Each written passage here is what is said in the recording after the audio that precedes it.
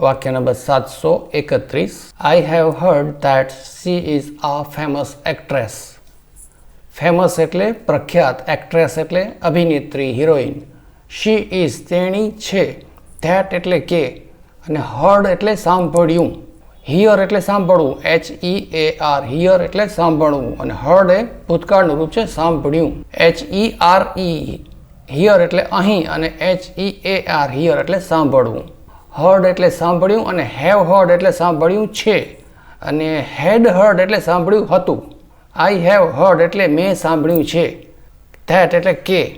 she is a famous actress, તેણી એક પ્રખ્યાત અભિનેત્રી છે. વાક્ય number 732. I will never forget how kind you have been. શરૂઆતમાં છે I will નું ટૂંકું રૂપ છે, અને never એટલે ક્યારેય નહીં, ever એટલે હંમેશા, અને never એટલે ક્યારેય નહીં. forget એટલે ભૂલવું, પણ never forget એટલે ભૂલીશ નહીં. how kind you have been. how kind એટલે કેટલા બધા દયાળુ, kind એટલે દયાળુ. you have been એટલે સતત કોઈ ક્રિયા ચાલુ છે, તમે છો જ દયાળુ પહેલેથી, એમ. I will never forget how kind you have been. હું ક્યારેય ભૂલીશ નહીં કે તમે કેટલા દયાળુ છો. વાક્ય number 733. The fat woman was holding a small umbrella. The fat woman એટલે જાડી સ્ત્રી, હોલ્ડિંગ એટલે પકડી રાખ્યું હતું, હોલ્ડિંગ એટલે પકડી છે, હોલ્ડ કરવું એટલે પકડવું.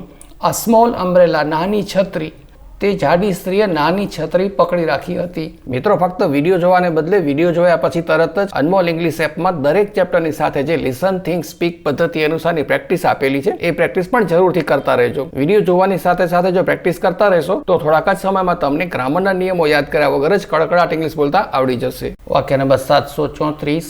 What do you think she is doing now? What do you think એટલે તમને શું લાગે છે, તમે શું વિચારો છો. થિંક એટલે વિચારવું, અને વોટ એટલે શું, અને she is doing now એટલે તેણી શું કરી રહી છે અત્યારે. નાવ એટલે હમણાં, હવે, અત્યારે. તમને શું લાગે તેણી અત્યારે શું કરે છે. ત્યાંથી તો એણે નોકરી છોડી દીધી, પછી હવે શું કરે છે. ભણી તો લીધું એણે, હવે શું કરે છે. એમ પૂછવું હોય તો આ રીતે પૂછે, what do you think she is doing now? વાક્ય number 735. I felt that I should help her. felt એટલે લાગ્યું, અનુભવ્યું. feel એટલે અનુભવવું, અને felt એટલે અનુભવ્યું કે મને એવું લાગ્યું. that એટલે કે. I should help મારે મદદ કરવી જોઈએ. her તેણીને. I felt that I should help her મને લાગ્યું કે મારે તેણીને મદદ કરવી જોઈએ. વાક્ય number 736. Why didn't you go to the office today? Why શા માટે. didn't, did not, didn't you go. go એટલે જવું, didn't એટલે ના ગયા, did not નું ટૂંકું રૂપ, ના ગયા. to the office today આજે ઓફિસે કેમ ના ગયા. વાક્ય number 737. I remember that man's name very well. that man's name તે માણસનું નામ, વેરી વેલ બહુ સારી રીતે, અને રિમેમ્બર એટલે યાદ રાખવું કે યાદ હોવું, મને એ માણસનું નામ બહુ સારી રીતે યાદ છે. વાક્ય number 738. The rumor turned out to be true.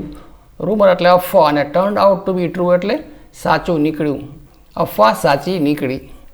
વાક્ય number 739. Please tell me what I should do now. Please એટલે કૃપા કરીને, મહેરબાની કરીને. ટેલ મી એટલે મને કહો. what I should do now મારે હવે શું કરવું જોઈએ. now એટલે હવે, should એટલે કરવું જોઈએ, should do એટલે કરવું જોઈએ, what એટલે શું. કૃપા કરીને કહો કે હવે મારે શું કરવું જોઈએ. Please tell me what I should do now. વાક્ય number 740. There's been a lot of rain this year. There's એટલે there has been a lot of rain this year.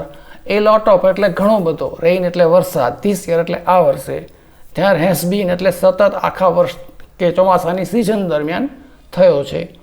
આ વર્ષે ઘણો વરસાદ થયો છે. મિત્રો, ફક્ત વિડીયો જોવાને બદલે વિડીયો જોયા પછી તરત જ અનમોલ ઇંગ્લિશ એપમાં દરેક ચેપ્ટરની સાથે જે લિસન થિંક સ્પીક પદ્ધતિ અનુસારની પ્રેક્ટિસ આપેલી છે, એ પ્રેક્ટિસ પણ જરૂરથી કરતા રહેજો. વિડીયો જોવાની સાથે સાથે જો પ્રેક્ટિસ કરતા રહેશો તો થોડાક જ સમયમાં તમને ગ્રામરના નિયમો યાદ કર્યા વગર જ કડકડાટ ઇંગ્લિશ બોલતા આવડી જશે.